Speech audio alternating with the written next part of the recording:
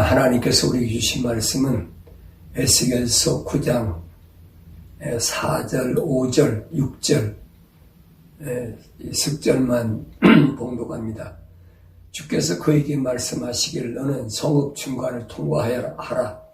예루살렘 중간을 통과하여 그 가운데서 행해지는 모든 가증한 짓들로 인하여 탄식하고 울부짖는 사람들의 이마에 표를 하라 하시고 또 내가 듣는 데서 다른 사람들에게 말씀하시기를 너희는 그를 쫓아가 성읍을 통과하여 치되 너희 눈에 아끼지도 말고 불쌍히 여기지도 말며 늙은이나 젊은이나 처녀나 어린아이나 여자를 전부 죽이되 표가 있는 사람에게는 접근하지 말며 또 내 성소에서 시작할지나 하시니 그들이 성전 앞에 있는 늙은 사람부터 시작하더라. 아멘. 거기까지 보겠습니다. 오늘은 6월 3일 셋째 날 창세기 강의하는 그 시간인데 오늘이 지난 주일이 99회 오늘 유튜브 방송 100회입니다. 그래서 제가 뭐 100회라고 그래서 따로 준비하고 그건 없어요. 근데 그동안 제가 그 계시록 강의하고 창세기 강의하면서 가장 핵심적인 것 중 하나가 뭐냐, 여기 보면 하나님 보좌에 24 좌석이 있는데 이 24 장로가 있더라 그렇습니다. 이 24 장로가 누구냐 하는 겁니다. 지난번에 여러분에게 잠깐 말씀드렸었죠. 24 장로는 개신교에서 되게 뭐라고 가르치느냐, 구약의 12지파의 대표, 야곱의 12아들 12지파가 있죠. 그 12지파의 대표, 신약의 12사도의 대표, 그래서 이 24 좌석이라 그렇게 흔히들 얘기를 하고 있습니다. 그런데 우리가 엄격히 따지면 장로라는 24장로라는 이 사람들에 대하여 성경은 뭐라고 하느냐, 제가 지난번에 성경의 장로란 단어가 제일 먼저 사용된 것이 언제냐, 그것은 야곱이 애굽에서 죽었죠. 근데 그때 아들에게 요셉에게 부탁을 합니다. 내가 죽으면 애굽 땅에다 임시 장사는 지내지만 나를, 내 유고를 반드시 내 아버지 이삭, 내 할아버지 아브라함의 그 묘에 같이 장례 지내게 해달라. 그래서 야곱이 죽고 나니까 요셉이 아버지 유지를 받들어서 이제 애굽에서 그 막벨라 가나안 땅까지 오지요. 그때 동원된 사람이 성경에는 장로라고 그랬습니다. 늙은 그 한문에 보면은 그랬잖아요. 늙을 장자다, 늙었다. 그래서 늙고 그 다음에 오래된 덕망 있는 사람들, 이런 사람들을 장로라, 나이가 많고 덕 있는 사람이라, 그래서 elders 그랬어요. 그런데 이 장로들이 오늘 그 24장로라고 그러니까 우리가 분명히 짚고 넘어가야 될 것은 하나님께서 에스겔을 통하여 말씀하신 것을 보면 뭐라고 말씀하셨느냐, 이 장로가 심판의 첫 번째 대상이라는, 첫 번째 대상. 오늘 본문이 그겁니다. 예루살렘 성읍을 중간을 통과하면서 그 가운데서 행해지는 가증한 짓들로 인하여, 가증한 짓이 뭐예요? 가증한 짓. 하나님께 가증한 짓이 뭘까요? 생각해 봐야 되죠? 그 하나님께 가증한 건 십계명을 어기는 거죠. 근데 그것을 행해지는 모든 가증한 것들, 하나님이 명령한 것을 어기는 일에 그게 계속 증가한다는 얘기. 근데 그런 것을 보고 장로들은 어떻게 해야 되느냐? 탄식하고 울부짖어야 된다 하는 겁니다. 탄식하고 울부짖으라. 그래서 탄식하고 뭐 장로만 그런 건 아니죠. 근데 탄식하고 울부짖는 자들의 이마에 표를 하라 그랬습니다. 쉽게 말하면 그 예루살렘이라는 거룩한 하나님의 성소, 하나님의 지성소, 법궤가 있는 거룩한 예루살렘 시온이죠. 그것을 더럽게 하는 걸 보고 슬피 울며 탄식하고 그 울부짖는 자들에게 표로하라. 오늘 에스겔 선지를 통해서 하나님 그렇게 말씀하십니다. 그러면서 너는 그 일을 쫓아가 성읍을 통과하여 그렇게 그런 일들을 보고 울부짖는 사람은 죄하고 나머지 것들은 몽땅 다 너희 눈으로 보는 대로 아끼지도 말고 불쌍히 여기지도 말고 그랬습니다. 너희 눈에 아끼지도 말고 불쌍히 여기지도 말며 그랬어요. 왜냐하면 그런 성읍에 가다 보면 뭐 나약한 여자도 있고 어린아이도 있고 또 나이 많은 노인도 있고 하지 않습니까? 그런데 그런 거 절대 아끼지 말고 불쌍히 여기지도 말라는 겁니다. 그러면서 늙은이나 젊은이나 처녀나 어린아이나 여자를 전부 죽이되 표가 있는 사람에게는 접근하지 말며 내 성소에서 시작할지니라 하시니 그들이 성전 앞에 있는 늙은 사람부터 시작하더라. 그랬어요. 성전 앞에 있는 늙은 자들이 뭘까? 늙은 자들, 예를 들어야 이제 장로, 마땅히 눈물을 흘리고 이런 가증한 것을 보면 눈물 흘리고 해야 되는데 그게 전혀 없다는 얘기죠. 그래서 마지막 때 심판은 하나님 성전에 앉아있는 늙은 장로가 첫 번째 심판의 대상이다. 우리가 하나님 말씀을 상고해 보면 하나님께서는 하나님의 약속과 명령을 하셨는데 그 약속을 믿고 그 약속으로 어떻게 믿느냐? 그 사람이 약속을 믿는지 안 믿는지 뭘 보면 아느냐? 우리가 겉으로 보면 어떻게 알겠어요? 그런데 그 사람이 하는 행위를 보면 알아요. 하나님께서 이렇게 해라. 이렇게 하지 말아라. 두 가지거든, 명령은. 하지 말라는 약속과 하라는 명령이 있어요. 하지 말라는 명령과 하라는 명령 두 가지가 있어요. 우리는 그 명령에 절대 순종해야 돼요. 하지 말라는 것은 하지 말아야 되고 하라는 것은 반드시 해야 돼요. 근데 세상을 살아가는데 여러분 그렇게 하나님께서 내게 하나님 성경 말씀에 하지 말라는 거 하지 않고 하라는 것만 하고 삽니까? 오늘 그런 사람들이 장로라고 그래가지고 그냥 예배당에서 뭐 별의별 다 하잖아요. 그러니까 문제란 얘기예요.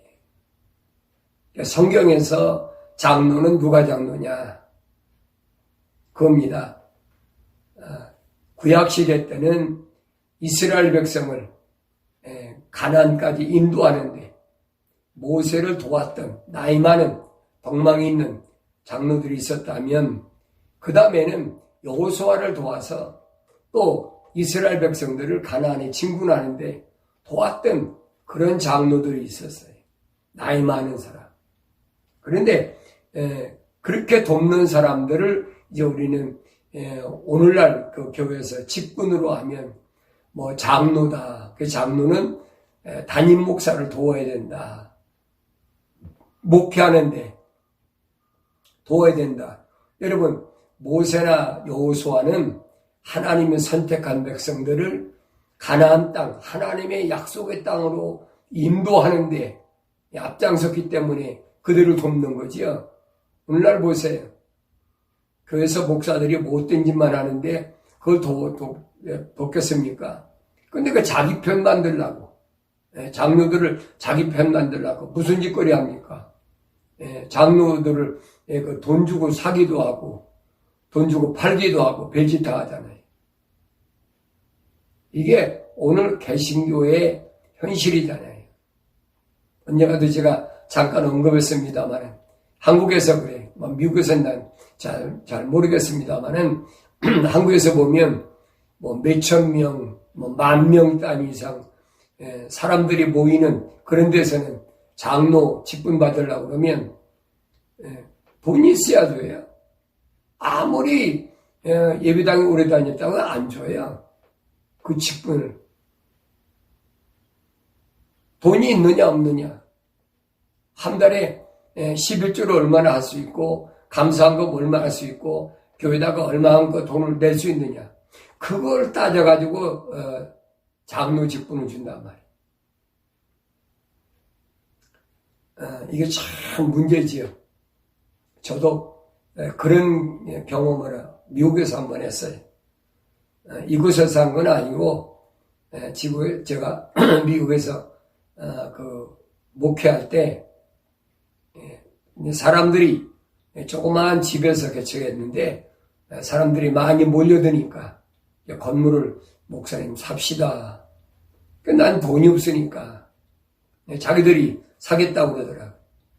그래가지고 자기들이 모아가지고 그때 한 80년도 후반이니까 한 200석 그 좌석 있고 그 다음에 교육관 있고 당회장실 있고 한 대를 이제 건물을 하나 샀어요.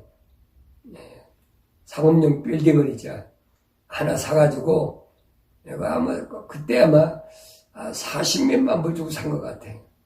근데 돈이 없으니까 전부 모아가지고 디파짓하고 그리고 이제 은행에서 론을 했잖아요. 여기는 교회만 론해주는 은행이 따로 있어요. 그래서 거기서 론을 해가지고 샀는데 그 다음에는 그 장소가 교회 자리가 아니기 때문에 내부 수리를 해야 될 거 아니에요.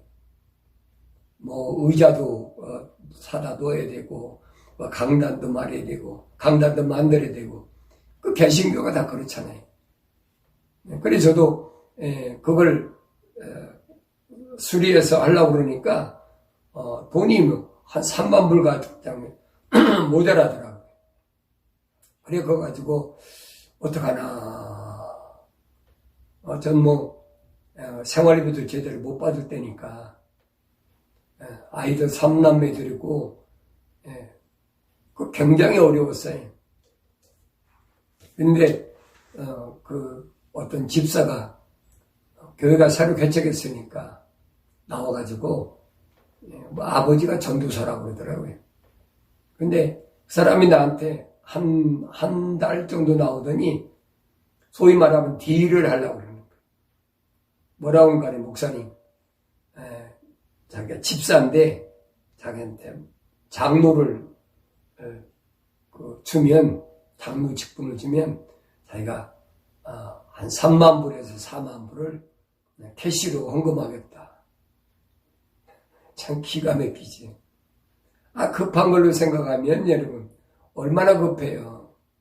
건물은 줘놓고 당장 수리를 해야 되는데 아까지 장로 직분 하나 주고 그 돈 받아가지고 교회 수리하면 되잖아요. 저는 그렇게 못하겠더라고요. 내가 집사님 난 그렇게 못합니다. 나 이제 이대로 그냥 의자 없이 수리하지 않고 이대로 예배드려도 난 그렇게 못합니다. 했는데 제가 기독교 서적을 하는데 그래서 무슨 책을 사러 갔는데 그 기독교 서적에 있는 집사님이 주인이시여. 저보고 그래, 목사님, 개척교회 하시면서, 돈이 좀 필요하실 거 아닙니까? 돈 필요하지요. 수리도 해야 되고 하는데, 그랬더니, 얼마나 필요합니까? 그래서, 우선 내 급한 거 한 3만 불 정도 필요합니다. 그랬더니, 그분이, 그럼 제가 드리겠습니다. 야, 그냥 주는 게 아니라 빌려주겠다는 거예요. 나중에 목사님 갚아주십시오. 그 얼마나 감사해요. 그래서 제가 그 3만 불을 받아가지고, 그 건물을 다 수리하고, 200석, 의자 다 해놓고. 어쨌든, 저도 그런 일이 있었어요. 참, 미국에서, 교회를 개척하고, 건물을 준비한다는 건 쉬운 얘기가 아니에요. 이제 그런 때에 그런 사람이 오더라. 내가 몇만 불, 목사님 드릴 때 나한테 장로 주십시오. 그 장로 팔라는 거지. 내가 장로 장사합니까? 그런 경험이 있었어요. 오늘날 보면은 이런 일들이 너무 비일비재가 많아요. 알게 모르게. 심지어는 여러분 솔직히 우리 하나님 앞에 솔직히 해보세요. 저도 한국에 있을 때는 권사직분 줬어요. 그게 당연한 줄 알고. 그 권사직분은 사실 성경에도 없는 거거든요. 장로나 집사야 성경에 직분이 있으니까 준다고 하지만 권사는 직분이 어디 있어요? 근데 권사는 직분을 만들어 갖고 그거 팔잖아요. 아마 이 방송을 보는 분 중에서 그런 분이 있을 거예요. 권사 직분 돈 주고 판 사람, 돈 주고 산 사람. 정신 바짝 차려야 돼. 나는 오늘 여러분에게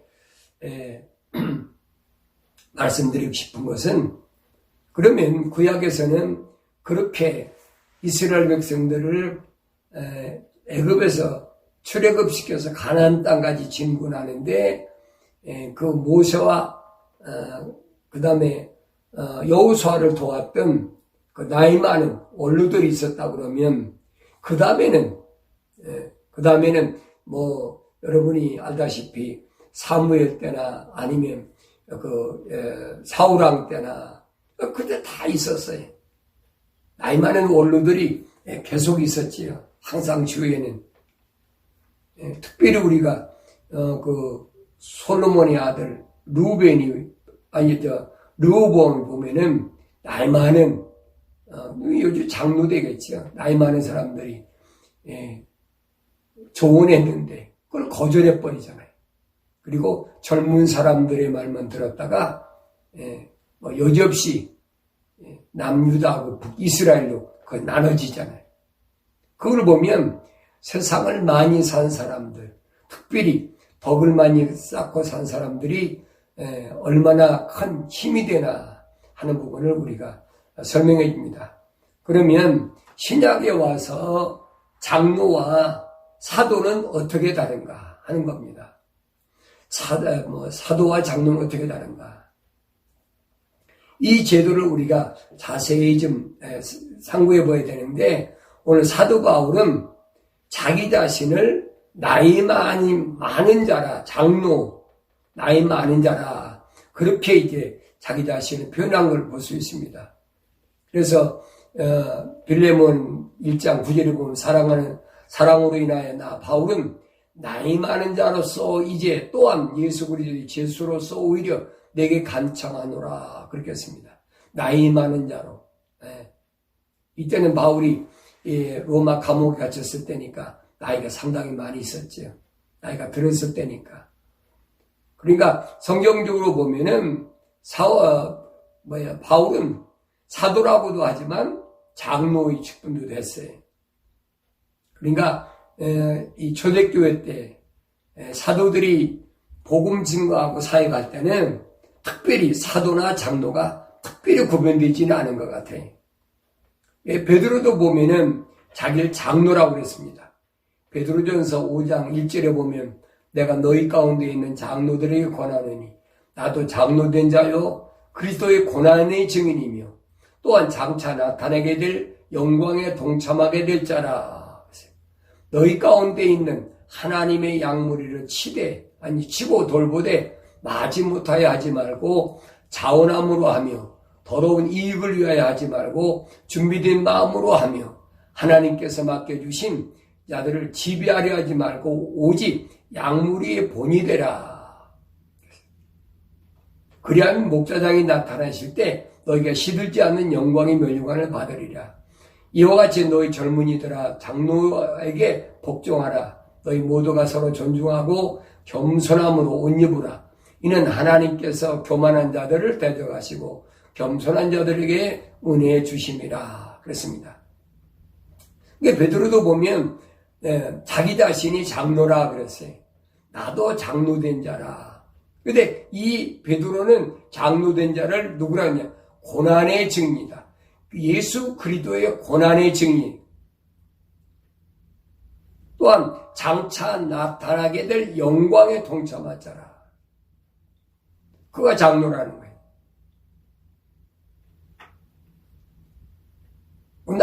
나이가 많이 먹었다고 장로라 하면 됩니까? 그거 아니죠. 오늘 사도들이 왜 자기 자신을 장로라고 했는지 우리가 이 직분의 변천사를 좀 잘 알아야 됩니다. 오늘날 장로하고 교회에서 장로라고 하는 그 다음에 그 성경에서 말하는 장로하고 어떤 차이가 있나? 여기 보면 여기 그 장로는 그랬어요. 하나님께 어떤 그 존귀를 받느냐? 하나님께서 양무리를 치는데 마지못해 하지 말고 자원한 마음으로 하고 더러운 이익을 위하지 말고 준비된 마음으로 하면 하나님께서 그에게 나중에 시들지 않는 영광의 면류관을 주시겠다. 그게 약속이에요. 영광의 면류관. 그러니까 아마도 여기 있는 12장로는 그런 면류관을 받은 사람들이 아닌가. 성경에 보면은 그렇게 기록이 됐으니까.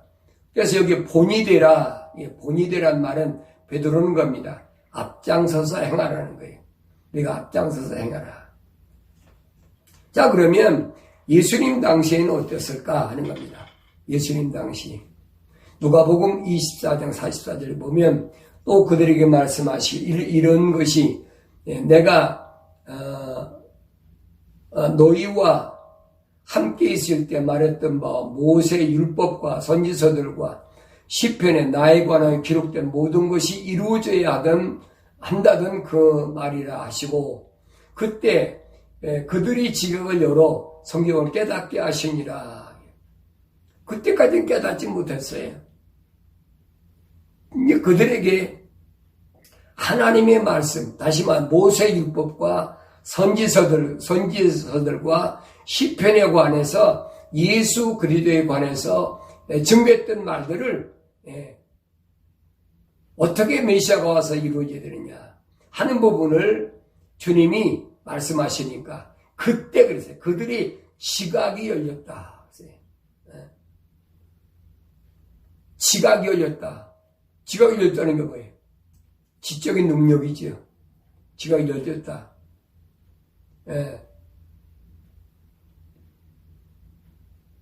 우리가 지각이 열렸다 그러면 뭐가 열렸다 그래요? 아는 것이 깨달아졌다. 이겁니다. 예수님께서 하신 말씀들이 뭔가 깨달아졌다는 거예요. 모세 율법이나 선지서들이나 시편에 예수에 대하여 뭐라고 말씀하셨는지 거기서 어떻게 메시아에 대해서 예언했는지 그걸 예수님께서 말씀하실 때 지각이 여러 성경을 깨닫게 하시니라 그랬어요.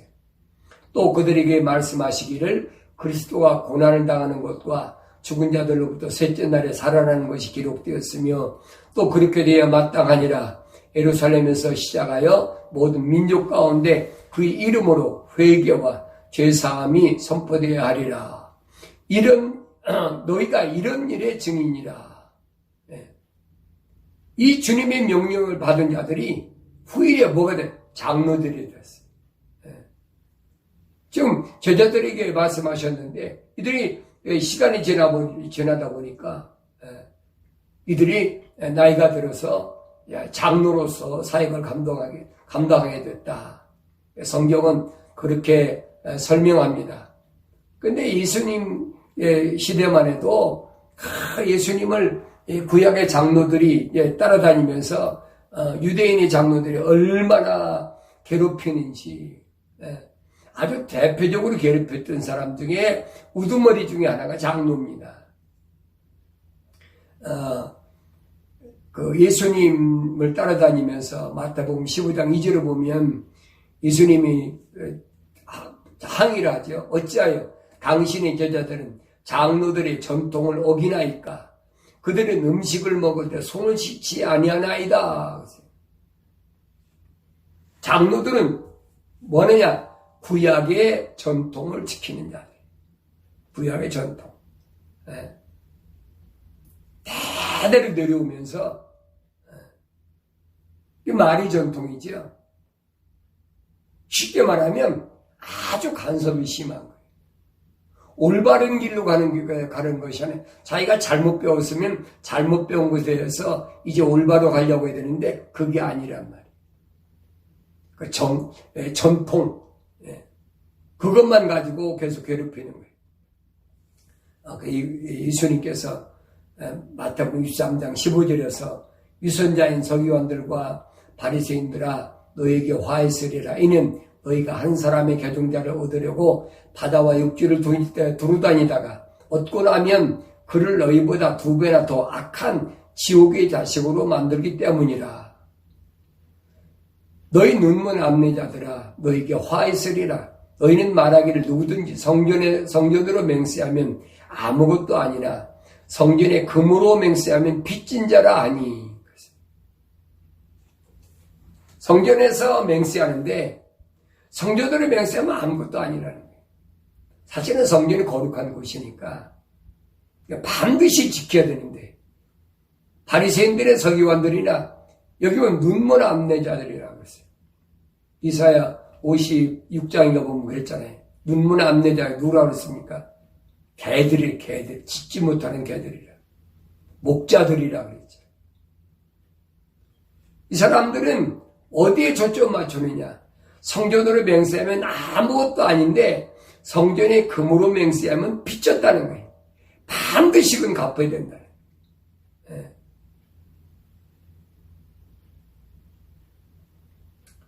그런 이해는 제가 안 들어도 여러분이 너무나 잘 알고 계시니까 더 이상은 내가 말씀 안 드리겠습니까? 너희 어리석고 눈먼 자들아 어느 것이 더 크냐? 금이냐 금을 거룩하게 하는 성전이냐? 어떤 것이 커요? 거룩하게 하는 게 큽니까? 아니면 세상에서 그 비중이 제일 높다는 금이 귀한 겁니까? 여러분 거룩한 건 하늘이 보고 금은 땅에 거예요. 어떤 것이 여러분 크겠습니까? 그런데 이 세상에서 하나님의 거룩한 것을 항상 염두에 두고 하나님 자녀들을 이끌어야 되는데 금에 눈이 어두워가지고 그것까지 성전으로 맹세한 건 아무것도 아니에요. 금으로 맹세해서는 그건 반드시 빚진 거니까 갚아야 돼. 이런다는 얘기예요. 또 누구든지 제자대로 맹세하면 아무것도 아니나니 그 위에 있는 재물로 맹세하면 죄가 있느니라고 하니 너희 어리석고 눈먼 자들은 어느 것이 더 크냐? 재물이냐 재물을 거룩하게 하는 제단이냐? 장로들이 주장하는 전통에 대해서 주님은 지금 책망하시는 거예요. 그럼 그러죠. 오늘날 뭐 장로들은 그래도 그 교회가 유지되려면 돈이 있어야 되니까 누가 그 건물지라고 했어요? 예수님이 언제 건물지라고 했어요? 그거 줘놓고 하나님과는 전혀 상관없는 짓거리를 하는데 앞장선다는 얘기예요. 이게 얼마나 무서운 일이냐 하는 겁니다. 그러면서 마가복음 7장 3절에 보면 이는 바리새인들이나 모든 유대인이 장로들이 전통을 지켜 자주 손을 씻지 않고서는 먹지 않기 때문이라. 주님께서 복음 전할 때 보면 쫓아다니면서 그냥 묵은 간섭하는 거예요. 왜 당신 제자들은 손 닦지 않고 먹습니까?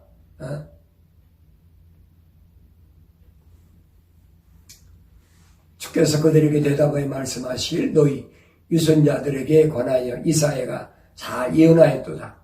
기록된 바와 같은 이 백성이 입술로는 나를 공경하여도 그들이 마음은 내게서 멀도다. 그러면서 사람들의 계명들을 교리들로 가르치니 그들이 나를 헛되이 경배하는도다. 이사야 선지를 통해서 말씀하신 거예요. 입술로는 하나님을 사랑하고 하나님을 공경하고, 근데 사실은 그들의 마음은 이미 떠났어요. 예배당이야 푸짐하게 차려놓고 먹고 마시고 거기 유지한다고 그래서 막 갖가지 헌금 종목도 보니까 많은 데는 20가지가 넘더라고요. 돈 뜯어내는, 나쁘게 좀 과하게 하면 수탈하는 거지.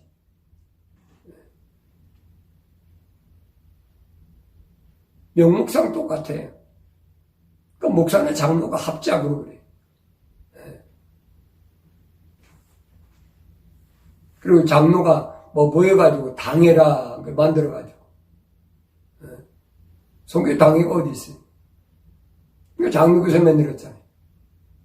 담임 목사하고 장로 두세 사람 합치면 하나의 당회가 된다. 근데 거기서 결정하면 나머지 성도는 그냥 따라와야 돼. 그래서 개신교가 그렇게 부패했다는 겁니다. 예수님은 누가복음 16장 13절에서 어떤 정도 두 주인을 섬길 수 없나니 그가 한편은 미워하고 다른 편은 사랑하거나 한편은 존경하고 다른 편을 경시하게 됨이라. 너희는 하나님과 재물을 동시에 섬길 수 없느니라고 하시더라.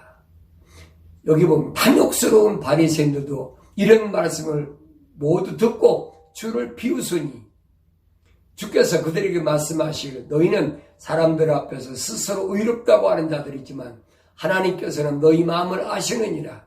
이는 사람들 가운데서 크게 높임을 받는 것이 하나님이 보시기에 가증스러운 일이라 하시더라. 또 예수님 당시도 그 유대인 회당에서 돈 타령을 하고 하니까 두 주인 못 섬긴다. 물질을 섬기든지 하나님 섬기든지 둘 중에 하나라.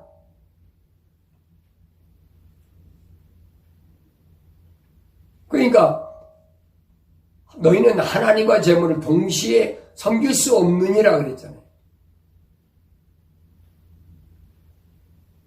그럼 여러분, 재물을 섬기는 사람은 하나님 섬긴 거 아니지요. 다시 말하면 하나님을 섬긴다면 재물에 대해서 그런 짓 하면 안 되는 거지. 둘 중 하나밖에 못 한다는 거예요. 둘을 동시에는 할 수가 없다는 거예요. 그러니까 여기 탐욕스러운 바리새인들, 또 다른 말로 표현하는데 보니까 그랬어요. 돈을 좋아하는 바리새인들. 주님 이런 말씀 듣고 주님은 비웃었다는 거예요. 사람들이 가르치는 교리가 무엇인가? 그래서 오늘 개신교, 다시 말하면 교회가 점점 퇴보해야 되고 하나님 말씀 찾을 수가 없어요. 성경은 읽죠. 성경 읽어놓고 그걸 탁하게 이거 세상 거 이거 조금 저것 조금 해서 두리뭉실해서 듣기 좋게 세상은 이렇게 살아가야 세상에서 고생하지 않고 그 세상에서 어려움 당하지 않고 그래야 사업도 잘 되고, 그리고 내가 좋은 집에서 살 수 있다. 그 들어보면 합리적이잖아요. 그걸 따라가는 거예요. 그것을 세상의 교리라 그랬어요. 사람들이 가르치는 교리, 이것을 오늘날 가르친다는 거예요. 예수님 당시 2000년 전에도 그랬어요. 2000년 전에만 그랬습니까? 구약 때도 마찬가지. 바울은 에베소 4장 14절에 그리하여 우리가 이제부터는 더 이상 어린아이가 아니요 사람들이 속임수와 교활한 술책으로 그들이 속이려고 숨어서 기다리는 온갖 교리의 풍조에 밀려 이리저리 다니지 아니하고 그랬어요. 사람들을 속이려고 뭐 이상하고 야릇한 교리만 만들어놨잖아요. 교파마다 다 조금씩 다르게 만들어놨잖아요. 근데 최종 목표는 뭐냐? 돈이에요. 이 세상에 살아가는 데는 돈이 절대 필요하다. 권력이 필요하다. 그걸 앞장서는 자들이 오늘 목사 장로이 됐단 말이에요. 그러면 왜 이렇게 바뀌어졌을까 하는 겁니다. 왜 이렇게 바뀌어졌을까? 우리가 그 기독교 변천사, 그 다음에 기독교를 유지해왔던 성경의 변천사를 보면 그렇게 될 수밖에 없었다 하는 것을 제가 느끼고, 그래서 지난번에도 말씀드렸듯이 제가 그 기독교 카렌다에 제일 뒷부분에 12월달 카렌다를 떠들면 앞부분에 뭐가 있냐면 카렌다가 뭐냐, 카렌다를 시작이 어떻게 됐고 기독교 카렌다가 뭐냐에 대해서 제가 연구해서 적어놓고, 그 밑에는 2000년 그 교회 편천사, 그 다음에 2000년 성경 편천사를 거기다 일목요연하게 쫙 적어놨어요. 기독교 카렌다를 받아본 분은 아실 겁니다. 철학이라는 것이, 과학이라는 것이 기독교에 들어오고 나니까 이게 문제가 됐어요. 그럼 언제 들어왔을까? 언제 들어왔을까? 하나님이 이방인의 사상을 절대 받아들이지 말라고 그랬잖아요. 언제 들어왔을까? 우리가 그리스 살아가면 그리스지요. 그리스 하면 알렉산더 대왕이지. 알렉산더 대왕의 아버지는 그 마케도니아 왕 필리포스 2세였는데 그가 그리스를 점령하고 나서 알렉산더를 어려서부터 이제 그리스의 3대 철학자 있죠. 소크라테스, 플라톤, 아리스토텔레스. 근데 아리스토텔레스를 알렉산더 어렸을 때부터 가정교사로 그렇게 이제 길렀습니다. 그러니까 알렉산더는 어려서부터 이 철학에 아주 과하게 등통한 사람. 그래가지고 세상을 살아가는 이치에 너무나 많이 아는 사람. 아버지가 죽고 나서 알렉산더는 18세 때 지중해 일대를 이제 그 전쟁을 일으킵니다. 그래가지고 그가 33세에 죽었는데 15년 동안에 지중해 일대를 다 점령해봤어요. 여러분 우리 다니엘서 2장에 보면 나오잖아요. 바벨론이 나오고 그 다음에 메데파사가 나오고, 메데파사가 뭐냐, 그리스가 나오잖아요. 그때 그리스가 지중해 일대를 다 점령해버린 거예요. 그래가지고 이 알렉산더는 뭘 했느냐, 그 지중해 일대 자기가 점령한 나라에다가 알렉산드리아라는 성전 도시를 다 세웠어요. 성전 도시를 세워놓고 기념 도시를 세웠지요. 근데 이집트에도 알렉산더 대왕이 이집트를 점령하고 나서 알렉산드리아라는 도시를 세웠습니다. 근데 이곳에 이 알렉산드리아에 유대인 필로라는 사람이 그리스의 철학과 유대교의 사상을 접목시키기 위해서 그래서 학교를 하나 세웠어요. 그래서 신학교에서 흔히 가르치죠. 저도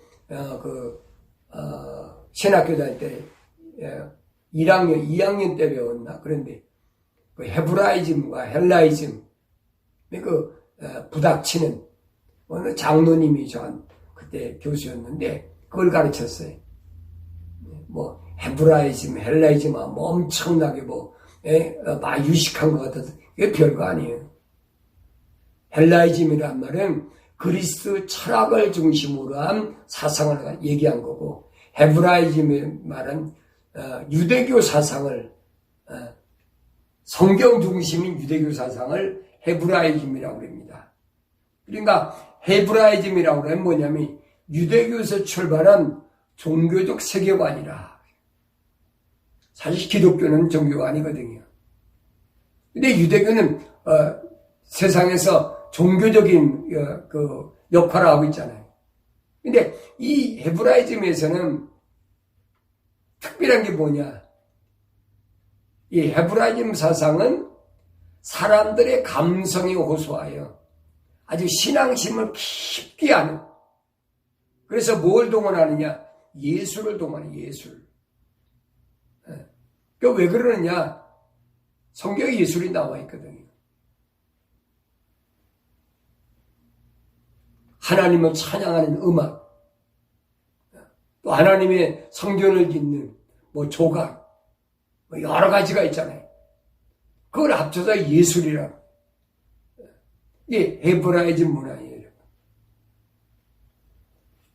이 예술은 음악과 미술과 둘로 나눠지는데, 이 음악과 미술의 시조가 누구냐? 루시퍼에서 나온 카인의 후손들이 시작한 겁니다. 여러분이 이 원리를 아셔야 돼요.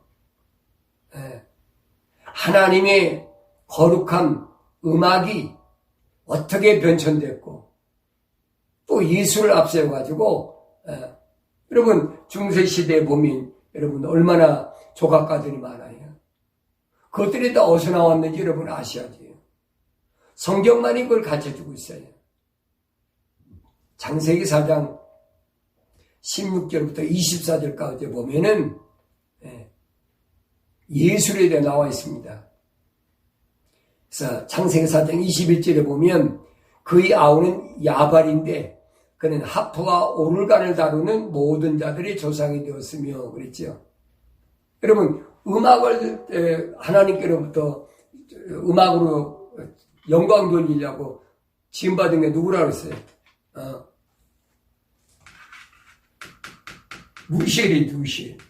루시엘이 타락해서 루시퍼가 됐잖아요. 사탄 마귀. 이 후손이 카인이 됐단 말이에요. 카인의 후손이 여기 보니까 그랬어요. 야발, 하프와 오르간을 다루는 모든 자들의 조상이 됐다. 그래서 여러분 음악을 우리가 잘 아셔야 돼요.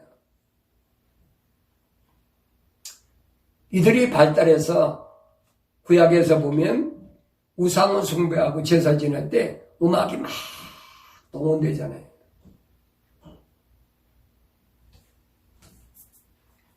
오늘날 여러분 찬송만 하나님께 영광 돌린다고 시작된 게 아니에요.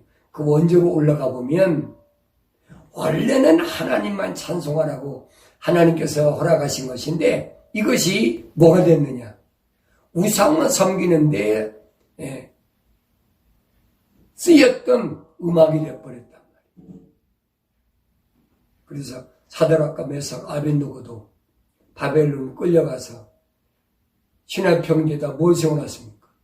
느부갓네살 왕이 큰 신상을 세워놓고 악기에서 음악 소리가 나면 다 거기 엎드려 절하라고 그랬어요.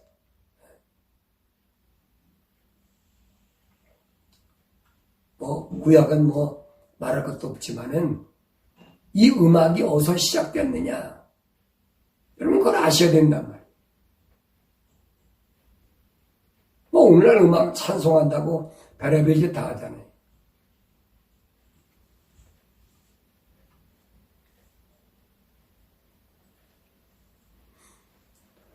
가수하다가 인기 떨어지면 뭐합니까?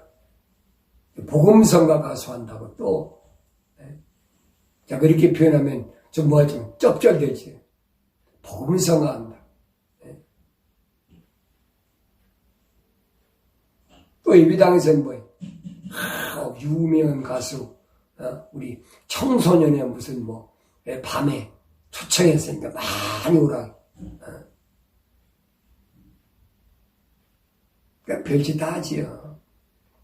여러분 예배당이 예배드리는 곳입니까?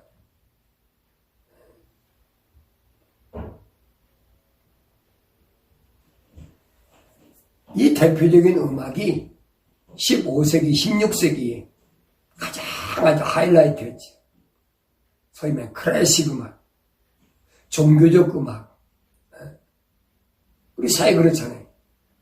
클래식 음악은 그때 것이 제일 알아주고 손꼽아준다 그래. 자, 그게 하나님의 영광을 위해서 된 겁니까? 솔직히 얘기해보자. 오늘날 목사, 장로, 집사 할 것도 없어요. 어디 좀 나가면 찬송한, 아이고 고리타 부르는 걸 찬송을 해. 클래식 음악, 명곡, 멋있는 거, 팝송 멋있는 거 많잖아. 그러니 여러분, 사탄이 우글우글하지 않겠습니까? 그런 속에서 자라난 청소년들이 뭐가 되겠어요? 그 내가 말씀드렸잖아요. 이 세상은 어떤 곳이냐? 이 세상은 거룩하게 신앙생활을 하면 쓰디 쓴 곳. 이곳은 흑암 우상의 제국이 있는 곳. 고통의 향기가 가득한 붉은 자들이 난무하는 곳이다. 여기서 여러분 하나님의 종으로 사역을 감당한다는 거, 복음을 올바로 증거한다는 거, 하나님의 약속만 믿고 하나님의 명령에만 순종하라. 그래봐요 여러분 미션에 남을 것 같아. 다 나가버려요 여러분. 다 나가버려요. 미션에 남을 것 같아요. 그게 말 못하는 거예요. 그 목구멍에 포도청이라고 거기 코가 낀 거예요. 예, 그 사람들을 좋아하는 얘기면 그게 거룩하든 거룩하지 않든 상관없어. 예, 그게 마귀가 좋아든 나쁘든 상관없어. 어떻게 하면 많이 사람들을 모을까? 이게 별의별 짓 다 하잖아요. 창세기 4장 22절에 보면 신라 역시 두발가인을 낳았으니 그는 놋과 철로 모든 것들을 만드는 자들의 선생이라. 두발가인, 놋과 철로 모든 것을 만드는 자들의 선생이라. 네. 조각까지 미술, 그림 그리고 조각하는 사람. 그래서 우상을 좀 아름답게 보이려고 갖가지 색채를 아름답게 꾸미고 이 사람들이 누구냐? 타락한 루시퍼의 후손이란 말이에요. 자, 그러면 이거하고는 신앙생활하고 무슨 상관이 있느냐? 여러분, 열왕기상 5장 2절에 보면 솔로몬이 히람에게 보내어 말하기를 당신이 아시거니와 내 아버지 다윗이 사면에서 그를 에워싸 한 전쟁 때문에 주께서 그들을 그의 발바닥 아래 두실 때까지 주 그의 하나님의 이름으로 전을 건축하지 못하였나이다. 그러나 이제 주 나의 하나님께서 내게 사면에 힘을 주셨으므로 대적도 재앙도 일어나지 아니하나이다. 히람에게 지금 솔로몬이 하나님의 솔로몬 성전을 짓겠다는 거예요. 솔로몬 성전을 짓 테니까 히람한테 거기서 백향목하고 그 다음에 그 성전을 짓 때 노수로 조각 만들고 그 다음에 또 백향목으로 만들고 그런 손재주 있는 사람들을 좀 보내달라는 거예요. 자, 역대하 2장 3절에 보면 솔로몬이 투로왕 후람에게 보내어 말하기를 당신이 내 아버지 다윗에게 백향목을 보내어 그가 가올 궁을 거할 궁을 건축하게 하신 것 같이 내게도 그리하소서. 투르왕 후람은 얘 누구냐? 후람과 히람은 같은 사람이에요. 한 사람 이름을 하나를 후람이라고 한 사람 히람이라고 적었는데 같은 사람이에요. 그거 누구냐? 투르왕이야, 투르왕. 여러분, 투르왕이 누구예요? 잘 알잖아요. 제가 그래서 그동안 이 루시퍼에 대해서 여러분에게 계속해서 말씀드리는 거예요. 안 속으려면 루시퍼의 정체를 알아야 여러분이 안 속는다. 그 사상을 알아야 안 속는다. 루시퍼의 사상이 우리 지금 이 땅에 내려와서 사는 사람들을 지금 발목을 잡고 있는 철학과 과학이란 말이에요. 내 말이 아니에요. 여러분 성경을 잘 보세요. 그래서 우리가 거룩하게 살려고 그러면 세상과 세프레테다 나누어지게 세상과 같지 않게 살아야 된다는 말. 세상과 닮지 말아야 세상과 친구 되지 말아야 된다. 이 말씀을 잘 여러분이 이해해서 드려야 된단 말이에요. 세상과 나눠 살라니까 너는 밥도 먹지 말고 옷도 입지 말고 뭐 아무것도 하지 말고 그런 얘기가 아니잖아요. 에스겔서 28장 12절에 보면 투르왕에게 애가를 지어 그에게 말하라. 주 하나님이 같이 말하노라. 너는 완전한 규모를 확정한 자라. 지혜가 충만하고 아름다움이 완벽하도다. 이 루시퍼는 여기 보면 하나님이 규모가 완전한 사람이에요. 확정한 자. 그래서 지혜가 충만하고 아름다움이 완벽했어요. 그래서 하나님이 그에게 뭘 맡겼습니까? 그에게 북들과 관악기들을 맡겼다고 했잖아요. 다시 말하면 예술의 창시자란 말이에요. 하나님의 성전이 어떻게 변질됐나? 솔로몬이 왜 타락할 수밖에 없었나? 솔로몬 성전 질 때 그 사람들 불러다 줬어요, 여러분. 아셨습니까? 성경 퍼즐을 잘 맞춰보세요. 내 말이 거짓말이니까.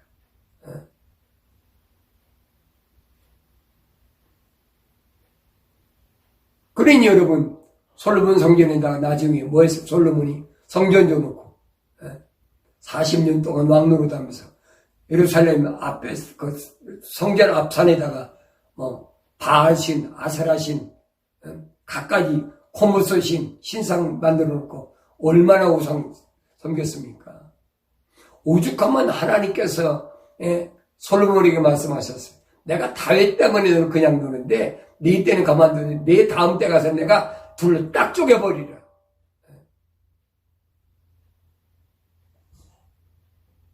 그래서 여러분 예루살렘에는 레위 지파, 유다 지파만 남겨놓고 나머지 지파는 북이스라엘 사마리아로 가버리잖아요. 거기 뭐 하는 곳이? 그게 투로가 있는 거예요. 시돈, 투로가 있는, 투로왕이 있는 거예요. 전에 제가, 루시퍼에 대해 설명할 때 말씀드렸죠. 에스겔서 보면 루시퍼가 불의 돌들 위에 다녔다 그랬는데, 거기 보면 10가지 보석이 있다. 그 10가지 보석이 뭐냐면, 이스라엘 그 제사장들이 대제사장 보면 가슴에 그 12 보석을 박는데, 열도를 북이스라엘로, 2도를 올로 예루살렘에 나누는 거예요.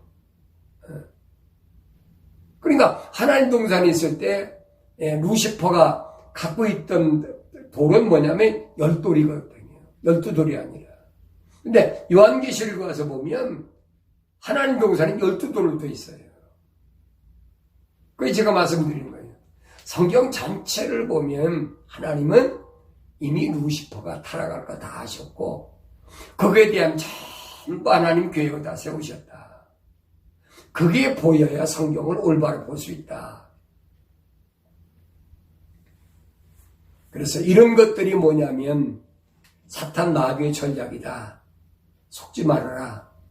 그 다음에 헬레니즘에 대해서 말씀드려요. 헬레니즘이란 말은 그리스에서 로마로 연결되는 그런 사상을 말하는데, 그 헬레니즘이란 말은 뜻은 말한다는 뜻입니다. 그 다음에 그리스인처럼 행동한다. 그리스도인들이 뭘 합니까? 철학을 하잖아요. 이론하잖아요. 인문학. 말을 잘 하거든요. 그러니까 목사들이 왜 철학 박사 받는 줄 아세요? 말을 잘해요. 성경도 뭐 요 말씀 저 말씀 갖다가 이걸 뭐 3단 논법이라고 그래가지고 아주 껴맞추고 그렇다하게 하거든요.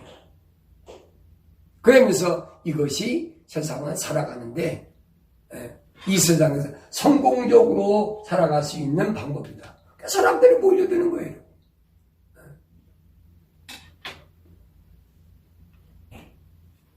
그 철학을 공부한 그 목사들 목회하는 데 가봐요. 사람들 뭐 바글바글 합니다. 너무 재밌고 듣기 좋다는 거예요.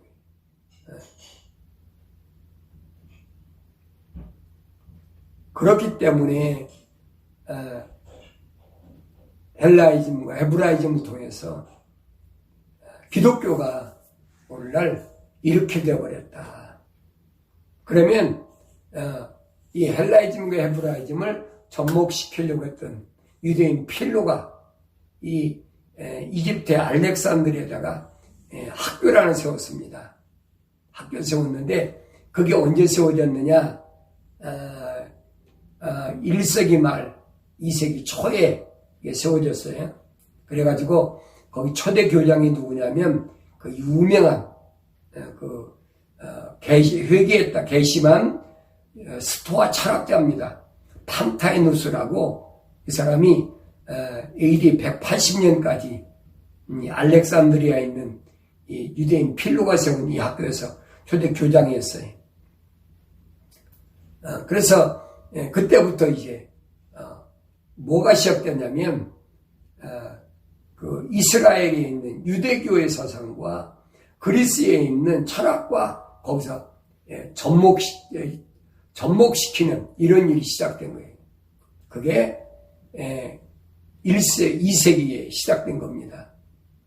그 다음에 이 학교 교장이 누구냐? 클라멘트라는 사람인데 이 클라멘트라는 사람은 이 판타이누스 학문에서 감동을 받아가지고 이방인의 기독교로 개종했어요. 그래가지고 202년까지 이 학교에서 교장으로 재직했습니다. 그러면서 이 사람의 특징이 뭐냐면 어떻게 하면 많은 사람들에게 이 기독교 사상을 전파할까? 오늘 여러분 목사들이 그래서 철학을 공부한다고 하잖아요. 똑같은 클라멘트 그런 사람이.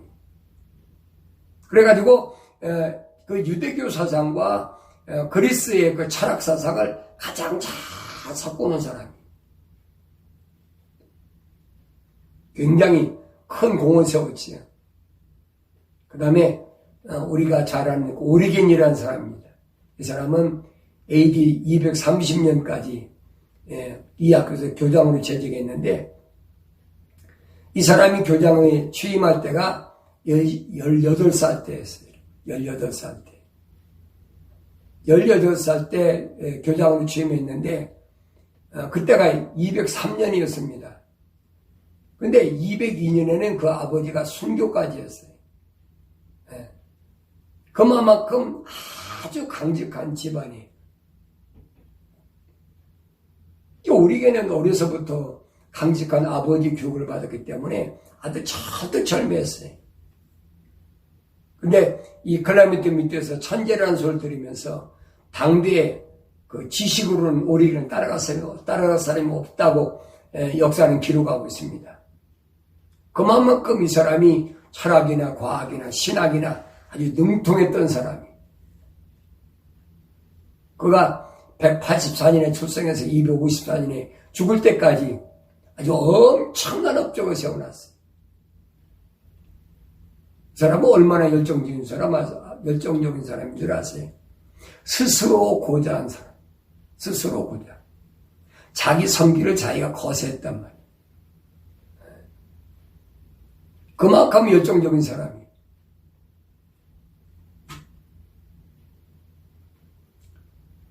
그가 얼마나 큰 일을 했느냐. 이 가이사랴에다가 큰 도서관을 설립했고, 학교도 하나 세우고, 최고 하이라이트였죠. 그리고 그렇게 머리가 좋으니까, 세상과 다 두절하고, 그냥 거기만 열심히. 뭐 열심히냐? 헤브라이즘과 헬라이즘과를 접목시켜서 뭔가 큰 걸 이루겠다는 거예요. 하나님과는 정반대예요. 하나님 절대 하지 말라는 거 지금 제일 많이 하고 있는 거예요. 그래가지고 이가 쓴 것이 뭐냐면 헥사폴라라는 것을, 헥사폴라. 헥사폴라 1권, 2권, 3권, 4권, 5권 있는데 헥사폴라 5권이 뭐냐면 여러분 70인여가 셉트전스라는 그 오리겐이 쓴 거예요, 여러분. 난 신학교에서 그렇게 안 배웠어요. 그 셉트전스가 가장 오래된, 가장 권위 있는 70인이 가진 권위 있는 성경이다. 나 그렇게 배웠거든요. 근데 사실은 아니에요. 왜냐면 너무 이상하니까. 내가 수십 년을 읽어보고 아무리 연구해봐도 이건 아니에요. 내가 그랬잖아요. 그래서 내가 포기해버렸다. 지금도 신학교에서는 그렇게 가르쳐요. 70인여 개혁성경이 가장 오래된 최고 가치 있는 그런 성경이다. 그럼 할 수 없지요. 나도 그렇게 수십 년 속아왔으니까. 내가 지금 여러분한테 뭐 그런 말한다고 여러분들이 귀담아 들을 사람이 몇이나 있겠습니까? 나는 안타까움 때문에 내가 말씀드리는 거예요. 그 다음에가 유세비우스라는 사람인데 이 사람이 260년에서 340년까지 산 사람이에요. 약 80년을 살면서 이 사람이 아주 큰 일을 했죠.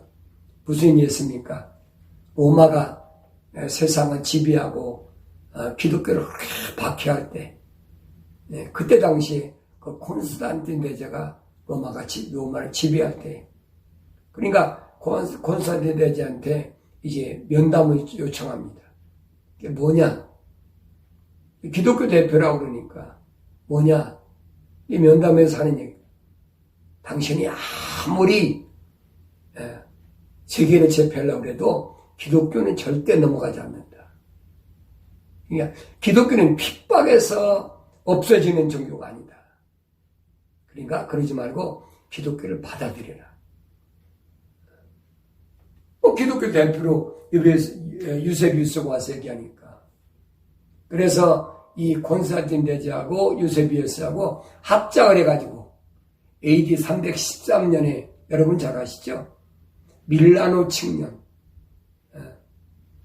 여러분 인터넷 같은 데 들어가서 한번 백과사전 눌러보세요. 찾아보세요.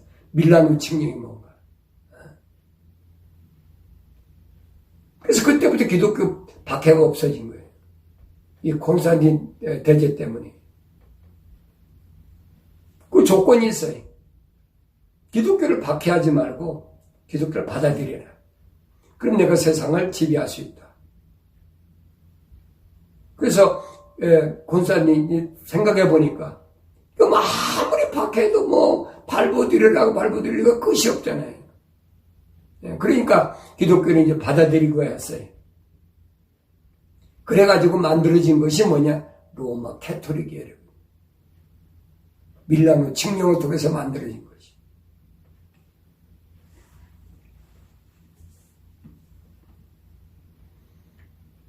그리고 이 사람이 소위 말하면 오리겐이 쓴 셉트젠스 이 50권을 복사하는데 어떻게 만들었느냐? 로마 캐토릭이 사용할 수 있도록 거기다가 바티칸 사본과 신의 사본을 합쳐가지고 만들었어요. 그래서 여러분 캐토릭이 사용하는 거 보면 외경 있죠, 외경. 그 신의 사본이거든요. 그걸 합쳐가지고 복사본을 50권을 만들어가지고 캐톨릭에 넘겨준 거예요. 이게 뭐냐면 기독교 유일신 사상을, 유일하신 하나님 사상을 무너뜨리는 결정적인 역할을 하는 거예요. 그래서 이들은 AD 325년에 그 니케아 이런 곳에서 도시에서 주교들이 군사대지하고 한 달 동안 모아가지고 어떻게 하면 기독교 유일신 사상을 자연스럽게 무너뜨려가지고 캐톨릭화할까. 그래서 이들이 세 가지를 만들었잖아요. 하나는 12월 25일이 예수님 탄생일이다. 성탄절이다. 또 부활절이다. 그래서 부활절은 뭐 예수님이 부활하셨다. 부활한다는 말은 죽었다 일어난다는 얘기잖아요. 그러니까 봄의 여신 축제날을, 축제일에 부활절을 만들자. 그래서 부활절을 만든 거예요. 그 기간은 언제 만들었느냐. 예수님이 십자가 못 박혀 죽으셨다가 3일 만에 부활하신. 그래서 뭐 사흘 금요일에 해놓고 그다음 일요일 날을 부활절이다. 그걸 만드는 거예요. 그 사실은 봄의 여신 축제일이거든요. 그리고 한 가지 더 만들었죠. 자기들이 사도들을 계승했다 해가지고 사도신경을 만들었어요. 이게 세 가지 만들었어요. 성탄절, 부활절, 사도신경. 선포를 하면서 콘센트가 뭐랍니까? 앞으로 내가 통치하는 모든 나라에서는 이 세 가지를 필두로 철도처럼 지켜야 된다. 안 지키면 이단으로 무조건 핍박하고 죽여버리는 엄청난 일이 벌어졌죠. 그래서 그때부터 뭐가 됐습니까? 카타고 지하교회가 시작된 거예요. 우리는 그렇게 유일신은 하나님 성기적으로 살 수 없다. 오늘 뭐 지하교회라는 게 있죠. 중국 가면 지하교회라고 해요. 카타고미라. 4세기 이 학교는 폐교됐습니다.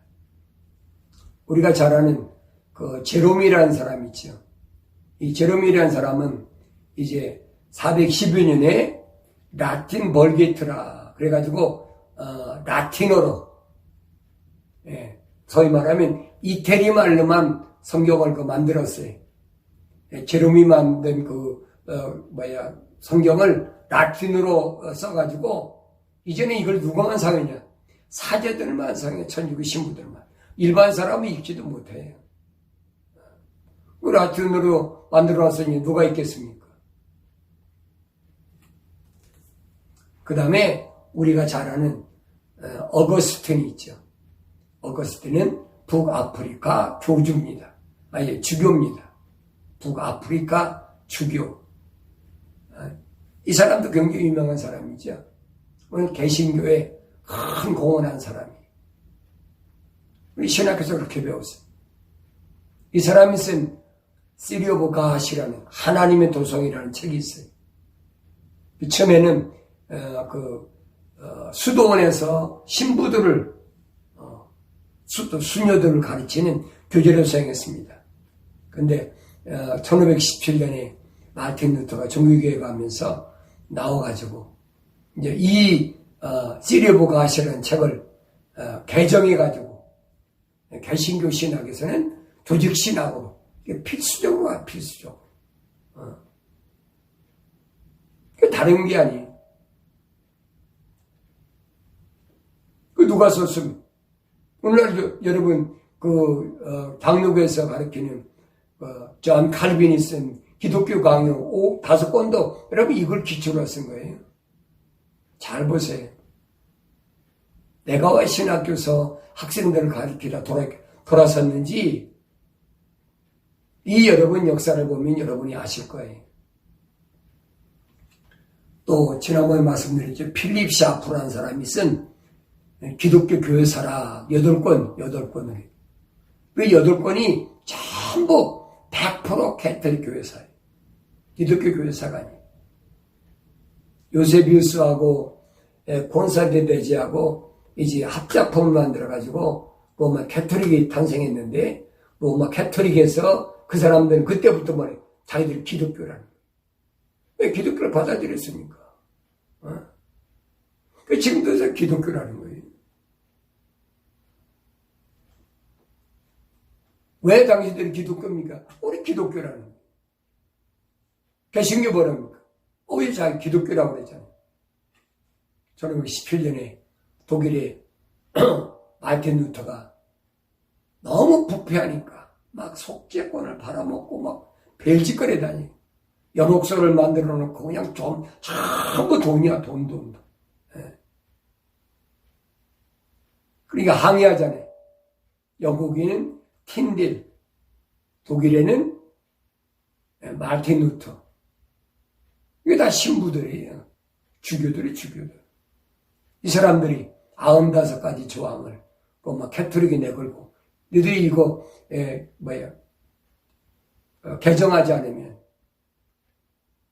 우리 같이 하지 않겠다. 마음대로 해라. 그때 나갔어요.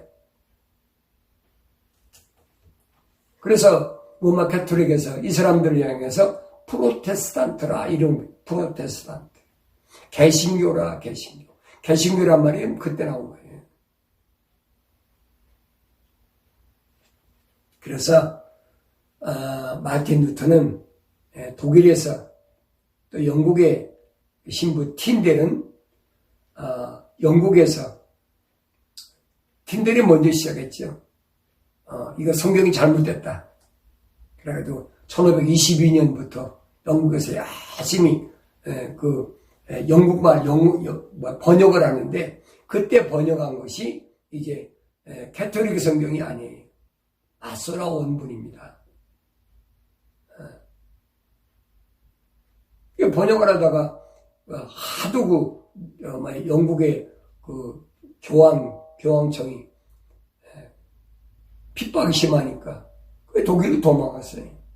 독일로 도망가서 루터하고 같이 있으면서 거기서 루터는 독일어로 번역을 하고 틴델은 영어로 번역했잖아요. 그래서 1534년에 12년 만에 22년이 시작돼갖고 1534년에 번역이 맞춰졌죠. 그래서 그걸 영어 성경을 인쇄해가지고 영국으로 가져가서 했어요. 못 가져가지. 그러니까 밀수로 영국으로 보냈어요. 연구소 보니까 이거 틴델이 이거 이상한 걸 번역해갖고 와서 이거 성경이라고 영어로 막 나오니까 그때 엘리자베스 여왕이 있는데 엘리자베스 여왕이 이걸 교황청의 압력 때문에 발표를 못하고 있는 거예요. 그런데 제임스 왕이 이제 영어로 된 틴델이 번역한 이 성경이 정말로 원문하고 똑같은가. 그래서 40명을 학자들을 모아놓고 검증을 시작한 겁니다. 검증을 해보니까 맞다. 틀림없다. 12년 동안 번역했으니까 여러분. 한 사람이 있지만. 그래서 1611년에 제임스 국왕이 선포를 합니다. 성경은 누구나 다 읽어도 된다. 1611년이. 그래서 제임스 국왕이 선포한 성경이라고 해서 킹 제임스 성경이라는 거예요. 그 사람이 썼다는 게 아니에요, 여러분. 원래 쓰기는 번역은 틴델이 한 겁니다. 그러니까 이런 부분을 여러분이 아셔야 흔들리지 않고 어떻게 어떻게 변천됐는지, 이게 왜 문제가 됐는지, 왜 하나님 말씀에 철학이 어떻게 들어왔는지, 이 원리를 알아야 될 거 아니에요. 원인을 알아야 될 거 아니에요. 저도 몰라서 신학에서 안 가르치니까. 이걸 찾기까지 여러분 제가 수십 년이. 제가 말씀드리잖아요. 미국 와서 보니까 내가 언제 1982년도에 미국 들어와 처음에 부흥회 왔는데 와보니까 신학교에서 그러더라고. 성경에 있는 킹제임스라는 성경이 있는데 그건 고어로 돼서 옛날 고어로 돼서 잘 사용하지 않는 거다. 참고로 사용하는. 그 내가 뭐 영어를 모르니까 미국 와서 집회 와서 보니까 홀리 바이블이라고 있더라고. 킹제임스라고. 근데 그거 사가지고 내가 알 수 있어야지. 영어를 못하니까. 참고한다고 해도 그거 뭐 내가 문장이나 그런 거 제대로 압니까? 모르지요.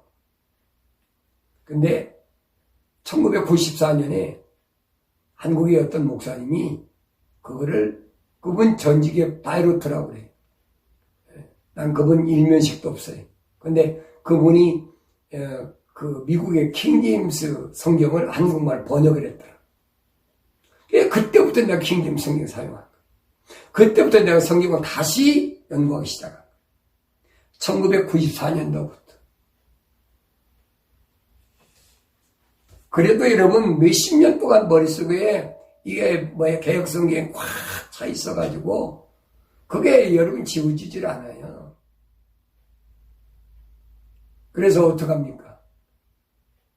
방법은 하나밖에 없다. 내게 있던 뭐 한 5, 6천 권 된 서적을 다 없애버렸잖아요. 다른 어떤 목사님 신학교가 필요하다고 그래서 다 줘버렸어요.